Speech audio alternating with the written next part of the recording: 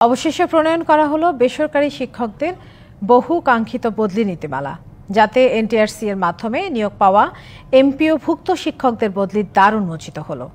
এতে অগ্রাধিকার দেওয়া হয়েছে জ্যেষ্ঠতা, নারী শিক্ষক নিজ জেলা থেকে দূরত্বের বিষয়। এই নীতিমালার ফলে বেসরকারি শিক্ষকদের একটি বড় বৈষম্য দূর হয়েছে বলে মনে করছেন শিক্ষা উপদেষ্টা। 2016 সাল থেকে সারা দেশে স্কুল, কলেজ ও মাদ্রাসায় কেন্দ্রীয়ভাবে শিক্ষক নিয়োগ শুরু করে সরকার। বেসরকারি শিক্ষক নিবন্ধন ও প্রত্যয়ন কর্তৃপক্ষ এনটিআরসি এর মাধ্যমে 5 ধাপে এ পর্যন্ত নিয়োগ হওয়া এমন শিক্ষকের সংখ্যা 1.25 লাখেরও বেশি, যাদের অনেকেই নিজ এলাকা থেকে নিয়োগ পেয়েছেন বহুদূরে।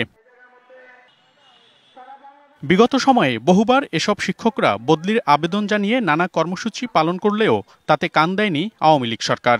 কিন্তু এবার সেই অপেক্ষার পালা শেষ হলো। বৃহস্পতিবার প্রণয়ন করা হলো বহুকাঙ্ক্ষিত সেই বদলি নীতিমালা, যাতে জ্যেষ্ঠতা, নারী শিক্ষক এবং নিজ এলাকা থেকে দূরত্বের বিষয়কে অগ্রাধিকার দেওয়া হয়েছে।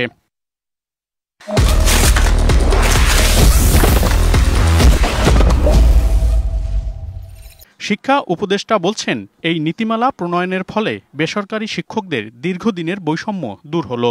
পুরোটা অনলাইন ভিত্তিক একটা প্রোগ্রামের মাধ্যমে এমনভাবে করার ব্যবস্থা করছি আমরা। অনলাইনের মাধ্যমেই দেখা যাবে কোন স্কুলে কোন পদ শূন্য হয়েছে, সেই পদের জন্য আবেদন করা যাবে। আবেদনের পরে ওই অগ্রাধিকার, সেটা তার সিনিয়রিটি, তিনি নারী কি পুরুষ, তিনি কত দূরত্বে থাকেন, এটা দেখে ওই অনলাইনই ঠিক করে দেবে যে কোথায় কে ওই পদে যেতে পারবে।